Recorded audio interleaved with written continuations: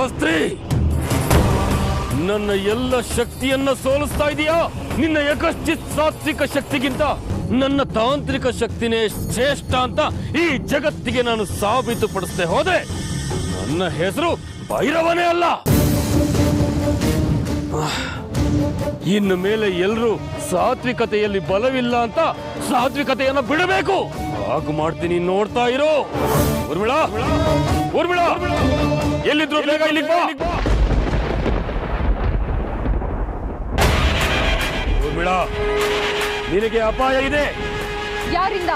ಆ ವಾಸುಕಿ ವಂಶದ ನಾಗರಾಜ ಮತ್ತು ಅವರ ಕುಟುಂಬದವರಿಂದ. ಅವರಿಂದ ನನಗೆ ಅಪಾಯನ? ಅವರನ್ನ ಸೋಲಿಸಿ ಗಾಯಗೊಳಿಸಿ ಬಂದಿದ್ದೀನಿ. ಆದ್ರೆ ಸಾಯಿಸಿ ಬಂದಿಲ್ವಲ್ಲ. ನೀವು ಕೊಟ್ಟಿರೋ 3 ಮಹಾನಾಗಗಳ ಶಕ್ತಿಯಿಂದ ಅದನ್ನು ಮಾಡಿ ಬರ್ತೀನಿ. ನಿನಗೆ 3 ನಗಗಳ ಶಕ್ತಿ ಇದ್ರೆ ಅವರಿಗೂ 3 ನಗಗಳ ಶಕ್ತಿ ಇದೆ. ನಾಗರಾಜ, ನಾಗರಾಣಿ ಮತ್ತೆ ಅಮೃತ ಸಹ ಅವ್ರ ಜೊತೆ ಸೇರ್ಕೊಂಡಿದ್ದಾಳೆ. ಅವರ ಉದ್ದೇಶ ಮತ್ತೆ ನಿನ್ನ ಶಾಸ್ತ್ರಿ ಬಂಧನದಲ್ಲಿರಿಸೋದು, ಆಗ ಮಣಿಯನ್ನ ಅವರ ಲೋಕಕ್ಕೆ ತಗೊಂಡು ಹೋಗೋದು. ಇದು ಬರೀ ನಿನ್ನೊಬ್ಬಳ ಸೋಲಲ್ಲ, ಈ ಭೈರವನ ಸೋಲು ಕೂಡ. ಎಲ್ಲ ನಡೀತಾ ಇರೋದು ಆ ಶಾಸ್ತ್ರಿ ಕುಮ್ಮಕ್ಕಿಂದ.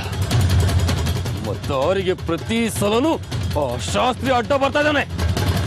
ನಾನು ಏನೇ ತಂತ್ರ ಮಾಡಿದ್ರು ಅದನ್ನ ಅವನು ತಡೀತಾ ಇದ್ದಾನೆ. ಹೌದು ಭೈರವ, ಏನ್ ಮಾಡೋದೀಗ? ನಾನು ಹೇಳ್ದಾಗ ನೀನ್ ಮಾಡ್ತೀಯಾ? ನೀವ್ ಏನೇ ಹೇಳಿದ್ರು ಶಿರಸ ವಹಿಸಿ ಪಾಲಿಸ್ತೀನಿ ಅಂತ ಹೇಳಿದ್ದೀನಿ. ನಾನು ಹೇಳ್ದಾಗ ಮಾಡಿದ್ರೆ ಎಲ್ಲ ಸಾಧ್ಯ ಆಗುತ್ತೆ. ನಿನ್ನ ಆ ಶಾಸ್ತ್ರಿ ಬಂದಿಯಾಗಿ ಮಾಡೋದಕ್ಕೆ ಮುಂಚೆ ನೀನೇ ಆ ಶಾಸ್ತ್ರಿಯನ್ನ ಬಂದಿಯನ್ನಾಗಿ ಮಾಡು. ಸಾಧ್ಯನಾ ಅದು? ನಾನು ಹೇಳ್ದಾಗ ಕೇಳಿದ್ರೆ ಎಲ್ಲವೂ ಸಾಧ್ಯ. ಈಗ ನೀನೇನ್ ಮಾಡಬೇಕು ಅಂದ್ರೆ,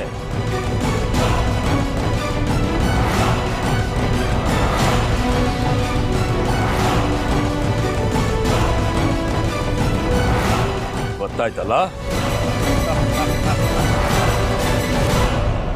ನೀನು ಹೀಗೆ ಮಾಡಿದ್ರೆ ಆ ನಾಗರಾಜ, ನಾಗರಾಣಿ, ಅಮೃತ ಮೂವರು ನನಗೆ ಶರಣಾಗಿ ನನ್ನ ಮುಂದೆ ಮಂಡಿಯೋರಿ ಕೂರ್ತಾರೆ.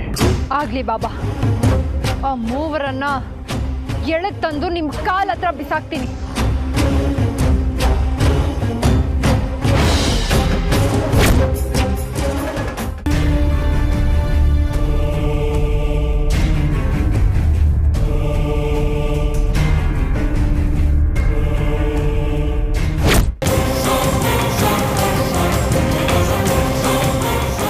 ಯಾಕೆ ಆತಂಕದಲ್ಲಿ, ಗಾಬರಿಯಲ್ಲಿ ಒದ್ದಾಡ್ತಾ ಇದೆಯಾ ಶಾಸ್ತ್ರಿ? ನೀನ್ ಹೇಗೆ ಚಡಪಡಿಸ್ತಾ ಇದೆಯೋ, ಹೇಗೆ ಒದ್ದಾಡ್ತಾ ಇದೆಯೋ, ಹಾಗೆ ನಾನು ನಿನ್ನ ಬಂಧನದಲ್ಲಿದ್ದಾಗ ಒದ್ದಾಡ್ತಾ ಇದ್ದೆ, ತಳಮಳಿಸ್ತಾ ಇದ್ದೆ. ಆ ನೋವು ಸಂಕಟ ನಿನಗೆ ಗೊತ್ತಾಗಬೇಕು ಅಂತಾನೆ ನಾನು ಇಲ್ಲಿಗೆ ಬಂದಿರೋದು. ಅನುಭವಿಸ್ಬೇಕು ನೀನು. ಯಾಕಂದ್ರೆ ನಾನು ಸತ್ಯಸಂಧ, ನಾನು ಸಾತ್ವಿಕ ಸಂತಾನದ ತುಂಡು, ನಾನು ಮಹಾಪುರುಷ ಅಂತ ಮೆರಿತಾ ಇದ್ದಲ್ಲ, ಆ ನಿನ್ನ ಅಹಂಕಾರನ ನನ್ನ ಎಡಗಾಲಲ್ಲಿ ಒಸ್ಕ ಹಾಕಿ ನಿನ್ನನ್ನ ಕೊಲ್ಲೋದಕ್ಕೆ ಅಂತ ಬಂದಿರೋ ನಿನ್ನ ಪಾಲಿನ ಯಮ ನಾನು. ಸೃಷ್ಟಿಯ ಚರಾಚರಗಳಿಗೆ ಇರೋದು ಒಬ್ಬನೇ ಒಬ್ಬ ಯಮ. ಓ, ಸತ್ಯನೇ ನುಡಿತಾ ಇದ್ಯಾ? ಬೇರೆಯವ್ರ ಪಾಲಿಗೆ ನೀನ್ ಹೇಳ್ತಾ ಇರೋದು ಸತ್ಯ ಶಾಸ್ತ್ರಿ, ಆದ್ರೆ ನಿನ್ನ ಪಾಲಿಗೆ ಅದು ಅಸತ್ಯ. ಯಾಕೆ ಗೊತ್ತಾ? ನಿನ್ನ ಸಾವು ನನ್ನ ಕೈಯಲ್ಲೇ, ಈ ದಿನಾನೇ, ಈ ಕ್ಷಣನೇ.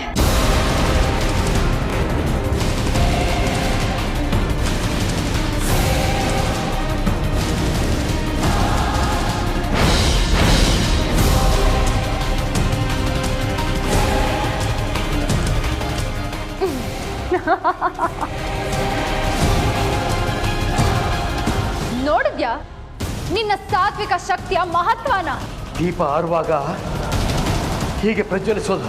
ಏ ಶಾಸ್ತ್ರಿ, ನಾನು ಆರೋ ದೀಪ ಅಲ್ಲ ಕಣೋ, ಆರ್ಭಟಿಸೋ ದೀಪ.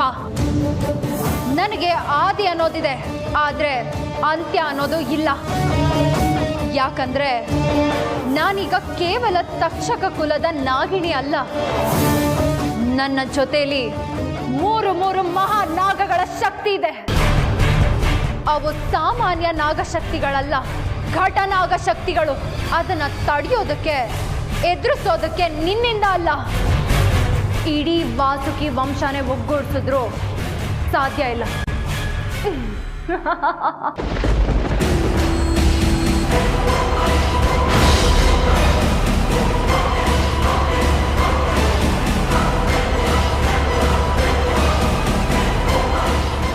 ಬಾ ನನ್ ಜೊತೆ.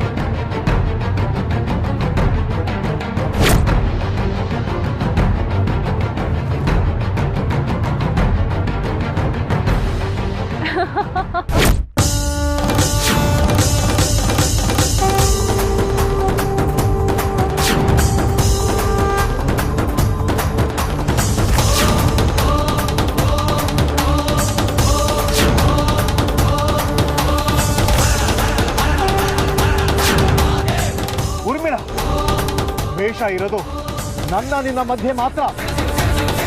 ಅನ್ಯಾಯವಾಗಿ ನಿಷ್ಕಲ್ಮಶವಾದ ಶಾಸ್ತ್ರಿಗೆ ಯಾಕೆ ಹಿಂಸೆ ಮಾಡ್ತಾ ಇದೆಯಾ? ಇದು ಅನ್ಯಾಯ, ಅಧರ್ಮ. ಅವ್ರನ್ನ ಬಿಟ್ಬಿಡು, ಅವ್ರನ್ನ ಬಿಟ್ಬಿಡು.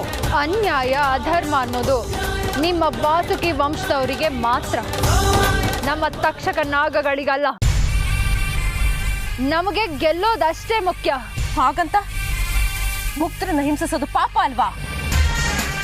ಪಾಪ ಪುಣ್ಯದ ಲೆಕ್ಕ ಈ ಭೂಲೋಕದ ವಾಸಿಗಳಿಗೆ ಮಾತ್ರ, ನಮಗೆಲ್ಲ ಅಲ್ಲ. ನೀವದನ್ನೆಲ್ಲ ಮರ್ತಿರೋ ಹಾಗಿದೆ. ಯಾಕಂದ್ರೆ ಭೂಲೋಕದ ಸಂಪರ್ಕಕ್ಕೆ ಬಂದಿರೋ ನೀವು ಸಾಮಾನ್ಯ ಮನುಷ್ಯರಂತೆ ಆಲೋಚಿಸ್ತಾ ಇದ್ದೀರ. ಪಾಪ ಪುಣ್ಯ 7 ಲೋಕಕ್ಕೂ ಸಂಬಂಧಪಟ್ಟಿರೋದು. ಅದೇ ನಗ್ನ ಸತ್ಯ ಅಲ್ಲ, ಅದೇ ಪರಮ ಸತ್ಯ. ತಿಳ್ಕೋ ಊರ್ಮಿಳ. ಏಯ್, ನೀನ್ ಓದೋ ಪಾಠನ ಕೇಳೋದಕ್ಕೆ ನಾನು ನಿನ್ನ ವಿದ್ಯಾರ್ಥಿನಿ ಅಲ್ಲ, ನಾನು ಊರ್ಮಿಳ. ನನ್ನ ಮಾತನ್ನ ಕೇಳದೆ ಹೋದ್ರೆ ನಿಮ್ಮ ಕಣ್ಣು ಮುಂದೆನೆ ಈ ಪಾಪದ ಶಾಸ್ತ್ರಿ ಪ್ರಾಣ ನನ್ನ ಕೈಯಲ್ಲಿ ಹೋಗುತ್ತೆ.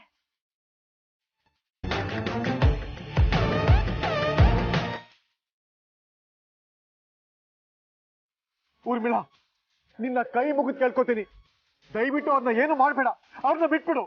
ಈ ಬುಡ್ಬುಡ್ಕೆ ಶಾಸ್ತ್ರಿನ ಬಿಡ್ಬೇಕು ಅಂದ್ರೆ ನೀವು ನಾ ಹೇಳ್ದಂಗೆ ಕೇಳ್ಬೇಕು. ಖಂಡಿತ ಕೇಳ್ತೀವಿ. ಅದೇನು ಅಂತ ಹೇಳು. ವಾಸುಕಿ ವಂಶಕ್ಕಿಂತ ತಕ್ಷಕ ವಂಶನೇ ಶ್ರೇಷ್ಠ ಅಂತ ಮನಸ್ಫೂರ್ತಿಯಾಗಿ ಒಪ್ಪಿ ಅದನ್ನೇ ನೀವು ನನ್ನ ಮುಂದೆ ಪುನರುಚ್ಚಿಸ್ಬೇಕು. ಇಲ್ಲ, ಅದೆಂದಿಗೂ ಸಾಧ್ಯ ಇಲ್ಲ. ತಕ್ಷಕ ವಂಶ ಯಾವತ್ತು ವಾಸುಕಿ ವಂಶದ ಶ್ರಮಕ್ಕೆ ಬಂದಿರೋದಕ್ಕೆ ಸಾಧ್ಯನೇ ಇಲ್ಲ. ಕೊನೆಗೂ ನಿಮ್ಮ ವಾಸುಕಿ ವಂಶದ ಗುಣನ ತೋರಿಸ್ಬಿಟ್ಟಿಯಲ್ಲ, ಇನ್ನಿ ಶಾಸ್ತ್ರ ಉಳಿಯಲ್ಲ.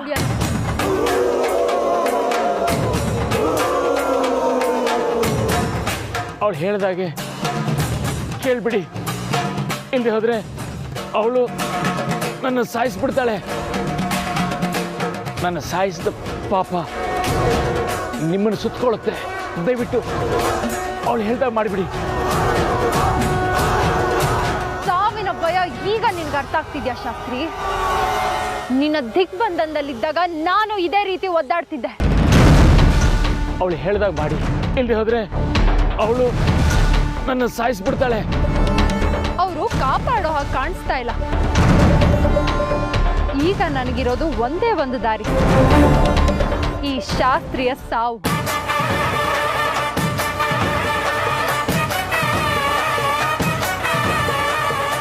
ಊರ್ಮಿಳ, ಅವ್ರಿಗೇನು ಮಾಡ್ಬೇಡಮ್ಮ, ಅವ್ರನ್ನ ಬಿಟ್ಬಿಡಮ್ಮ, ಬಿಟ್ಬಿಡು. ಇವನನ್ನ ನಾನು ಬಿಡ್ಬೇಕು ಅಂದ್ರೆ ನೀವು ನಾನು ಹೇಳ್ದಂತೆ ಹೇಳ್ಬೇಕು. ಹೇಳಿ. ವಂಶಕ್ಕಿಂತ ತಕ್ಷಕ ವಂಶನೇ ನಾಗಕುಲಗಳಲ್ಲಿ ಶ್ರೇಷ್ಠ. ಇನ್ನೊಮ್ಮೆ ವಾಸುಕಿ ವಂಶಕ್ಕಿಂತ ತಕ್ಷಕ ವಂಶನೇ ನಾಗಕುಲಗಳಲ್ಲಿ ಶ್ರೇಷ್ಠ. ಮತ್ತೊಮ್ಮೆ ವಾಸುಕಿ ವಂಶಕ್ಕಿಂತ ತಕ್ಷಕ ವಂಶನೇ ನಾಗಕುಲಗಳಲ್ಲಿ ಶ್ರೇಷ್ಠ. ಇವಳಿಗೆ ತನ್ನ ವಂಶದೇ ಪ್ರತಿಷ್ಠೆ. ಈ ಪ್ರತಿಷ್ಠೆಯಲ್ಲಿ ಸಮಯವನ್ನ ವ್ಯರ್ಥ ಮಾಡ್ತಿದ್ದಾಳೆ ಮೂರ್ಖ ನಾಗಿಣಿ. ಓಯ್ ಮಹಾಕಾಲ, ಊರ್ಮಿಳಾ, ಅವರ ವಂಶಕ್ಕಿಂತ ನಿನ್ನ ವಂಶ ಶ್ರೇಷ್ಠ ಅಂತ ಸಾಬೀತು ಮಾಡೋ ಸಂಭ್ರಮದಲ್ಲಿ ಸಮಯನ ವ್ಯರ್ಥ ಮಾಡ್ತಾ ಇದೀಯಾ? ಮೊದಲು ನಮ್ಮ ಉದ್ದೇಶ ಈಡೇರಬೇಕು. ಅದಕ್ಕೆ ಏನ್ ಮಾಡ್ಬೇಕು ಹೇಳಿ ಬಾಬಾ. ಆ ಮೂವರಿಗೂ ತಮ್ಮ ತಮ್ಮ ಶಕ್ತಿಯನ್ನ ನಿನಗೆ ದಾರಿ ಎರೆಯೋದು ಕೇಳು. ಆಗ ಅವರ ಶಕ್ತಿ ನಿನಗೆ ವರ್ಗಾವಣೆಗೊಂಡು ಅವರು ಕೇವಲ ನಾಗಗಳಾಗಿ ಉಳಿತಾರೆ. ನಂತರ ಅವರಿಗೆ ಅಗ್ನಿ ಪ್ರವೇಶ ಮಾಡೋದಕ್ಕೆ ಹೇಳು. ಹಾಗೆ ಅವರು ಅಗ್ನಿ ಪ್ರವೇಶ ಮಾಡಿದ್ರೆ ಇಡೀ ವಾಸುಕಿ ವಂಶನೇ ನಶಿಸಿ ಹೋಗುತ್ತೆ. ಆಗ ಇಡೀ ನಾಗಲೋಕಕ್ಕೆ ನೀನೇ ಅನಭಿಷಿಕ್ತ ಸಾಮ್ರಾಜ್ಞಿಯಾಗಿ ಹೋಗ್ತೀಯ. ನಿಮ್ಮ ಈ ಶಾಸ್ತ್ರಿ ಜೀವಂತವಾಗಿ ಉಳಿಬೇಕು ಅಂದ್ರೆ ನೀವು ಇನ್ನೊಂದು ಕೆಲಸ ಮಾಡ್ಬೇಕು. ಏನದು ಹೇಳು. ನಿಮ್ಮ ಮೂವರ ನಾಗಶಕ್ತಿನ ನನಗೆ ಧಾರೆ ಎರಿಬೇಕು.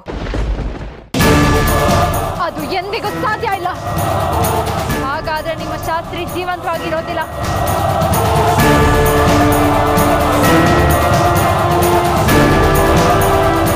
ಆಯ್ತಮ್ಮ, ಆಯ್ತು. ನಮ್ಮ ಶಕ್ತಿನ ನಿನಗೆ ದಾರೆ ಎರೆಯೋದಕ್ಕೆ ನಾವು ಸಿದ್ಧವಾಗಿದ್ದೀವಿ. ನಾಗರಾಜ,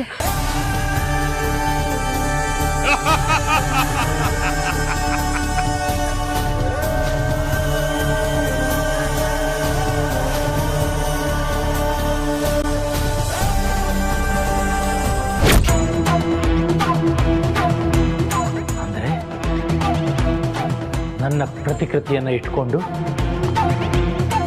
ಅವ್ರನ್ನ ಧರ್ಮ ಸಂಕಟದಲ್ಲಿ ಸಿಕ್ಕಿಸಿ ನನ್ನ ಕಾರ್ಯವನ್ನು ಸಾಧಿಸ್ಕೊಳ್ಬೇಕು ಅಂತ ಅಂದ್ಕೊಂಡಿದ್ದಾಳೆ ಊರ್ಮಿಳಾ. ಈಗ ನಾನು ಸುಮ್ಮನೆ ಇದ್ದರೆ ನಾಗರಾಜ, ನಾಗರಾಣಿ ಆ ಅಮೃತಳ ಶಕ್ತಿಯನ್ನು ತಾನು ಪಡ್ಕೊಂಡು ಅವರೆಲ್ಲರನ್ನ ಆ ಊರ್ಮಿಳಾ ಬೆಂಕಿಗೆ ಆಹುತಿ ಮಾಡಿಬಿಡ್ತಾಳೆ. ನಾಗರತ್ನ, ನಾಗರತ್ನ, ನಾಗರತ್ನ, ಬಾ ತಾಯಿ. ಶಾಸ್ತ್ರಿಗಳೇ, ಯಾಕೀಗ ನನ್ನನ್ನು ಆತಂಕದಲ್ಲಿ ಕೂಗ್ತಾ ಇದ್ದೀರಾ? ಬಂದ್ಯಾ ತಾಯಿ, ಒಂದು ಅನಾಹುತ ಆಗೋದ್ರಲ್ಲಿದೆಯಮ್ಮ. ಏನು ಅನಾಹುತ? ನನ್ನ ಪ್ರತಿಕೃತಿಯನ್ನು ಸೃಷ್ಟಿಸಿ ನನಗೆ ತೊಂದರೆ ಮಾಡ್ತೀನಿ ಅನ್ನೋ ಭಯವನ್ನು ಅವರಲ್ಲಿ ಹುಟ್ಟಿಸಿ ನಾಗರಾಜ, ನಾಗರಾಣಿ, ಅಮೃತಳ ಆ 3 ಜನರ ಶಕ್ತಿಯನ್ನು ಆ ಊರ್ಮಿಳರಿಗೆ ದಾರೆ ಎರೆದು ಅವರನ್ನು ಬೆಂಕಿಗೆ ಆಹುತಿ ಕೊಡೋಕೆ ಹೊರಟಿದ್ದಾನೆ ಆ ಭೈರವ. ಈಗ ಏನು ಮಾಡೋದು? ನಾನು ಹೇಳಿದಾಗ ಮಾಡು ತಾಯಿ, ಎಲ್ಲ ಒಳ್ಳೇದಾಗುತ್ತೆ.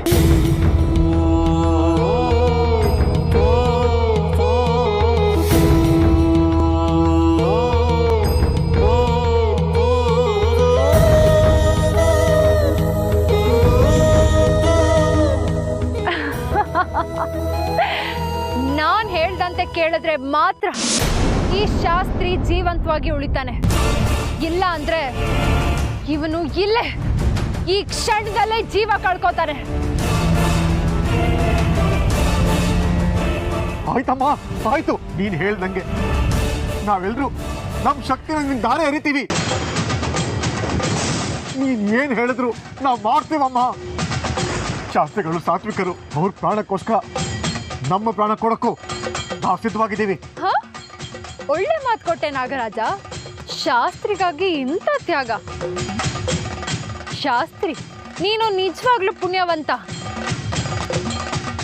ನಿಮ್ಮಲ್ಲಿರೋ ಈ ಶಕ್ತಿನ ನನಗೆ ಬೇಗ ದಾರೆ ಎರೀರಿ.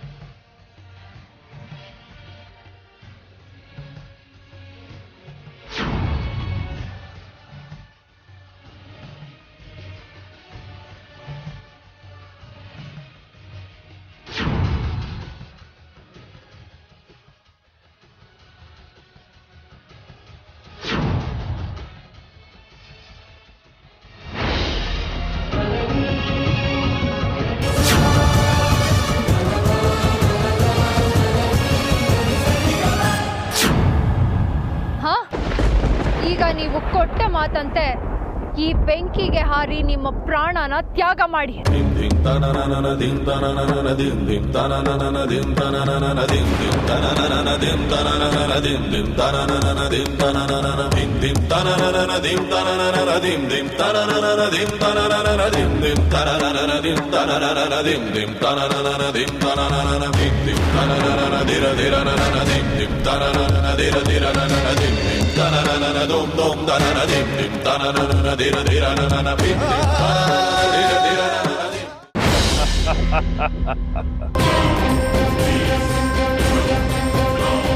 ಜೈ ಮಹಾಕಾಲ.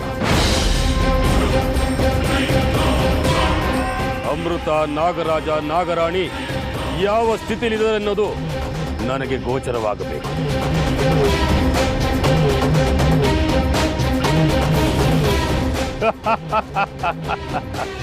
ಏ ಶಾಸ್ತ್ರಿ, ಸಾತ್ವಿಕ ಲೋಕದ ಸತ್ಯಸಂಧ ಅಂತ ಮೆರಿತಾ ಇದ್ದೆ ಅಲ್ಲ, ಈಗ ನೋಡು ನಾಗರಾಜ ನಾಗರಾಣಿ ಅಮೃತ ರೂಪದಲ್ಲಿ ನಿನ್ನ ಬಲಿ ತಗೋತಾ ಇದ್ದೀನಿ. ಹಾಗೆ ನಿನ್ನ ರೂಪದಲ್ಲಿ ಅವರನ್ನ ಬಲಿ ತಗೋತೀನಿ. ಇಡೀ ಲೋಕದಲ್ಲಿ ಅಜಾತ ಶತ್ರುವಾಗಿ ಮೆರಿತೀನಿ. ಈ ಸಾತ್ವಿಕ ಲೋಕವನ್ನ ಮಾಂತ್ರಿಕ ಲೋಕವಾಗಿ ಸೃಷ್ಟಿಸಿ ಇಡೀ ಮಾಂತ್ರಿಕ ಲೋಕದ ಅನಭಿಷಿಕ್ತ ತೋರೆ ಅಂತ ಮೆರಿತೀನಿ.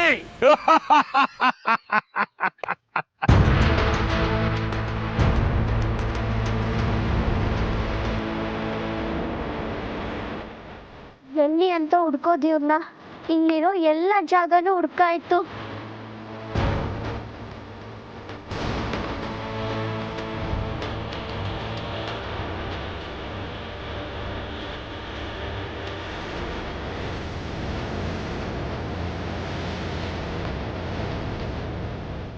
ಕಾಡ್ನಲ್ಲಿ ಬೆಂಕಿ ತರೋದಕ್ಕೆ ಹೇಗೆ ಸಾಧ್ಯ? ಒಂದು ಕಾಡ್ ಗೀಚಾಗಿರ್ಬೇಕು, ಇಲ್ಲ ಅಂದ್ರೆ ಯಾರಾದ್ರೂ ಬೆಂಕಿ ಹಚ್ಚಿರ್ಬೇಕು.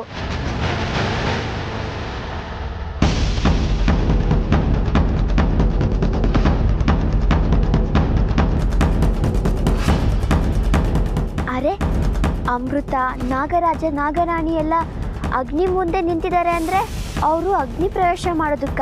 ಅವ್ರಿಗಿಷ್ಟ ಇಲ್ಲದೆ ಇದ್ರು ಬಲವಂತವಾಗಿ ಪ್ರವೇಶ ಮಾಡೋದಕ್ಕೆ ನಿಂತಿದ್ದಾರೆ ಅನ್ನಿಸ್ತಾ ಇದೆ. ಇಲ್ಲ, ಅವ್ರು ಯಾರಿಗೂ ಈ ಅಗ್ನಿ ಪ್ರವೇಶ ಮಾಡೋದಕ್ಕೆ ಇಷ್ಟ ಇಲ್ಲ.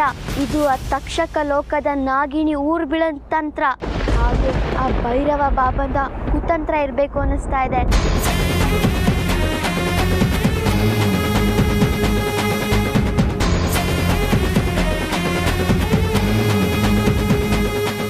ಏನ್ ಮಾಡೋದು? ಇವ್ರನ್ನ ಹೇಗೆ ಕಾಪಾಡೋದು? ಊರ್ಮಿಳನ್ ಕಣ್ ಮುಂದೆ ಅಂತೂ ಕಾಪಾಡೋದಕ್ಕಾಗೋದಿಲ್ಲ. ಇನ್ನು ಏನ್ ಮೀನಮೇಷ ಎಣಿಸ್ತಾ ಇದ್ದೀರಾ? ವಾಸುಕಿ ವಂಶದ ನಾಗಗಳು ನಾವು. ಕೊಟ್ಟ ಮಾತನ್ನ ಎಂದಿಗೂ ಮೀರೋದಿಲ್ಲ ಅಂತ ಇದ್ರಿ. ಅಗ್ನಿಗೆ ಹಾರಿ ನಿಮ್ಮ ಪ್ರಾಣ ತ್ಯಾಗ ಮಾಡಿ ನೀವು ಕೊಟ್ಟ ಮಾತನ್ನ ಉಳಿಸ್ಕೊಳ್ಳಿ.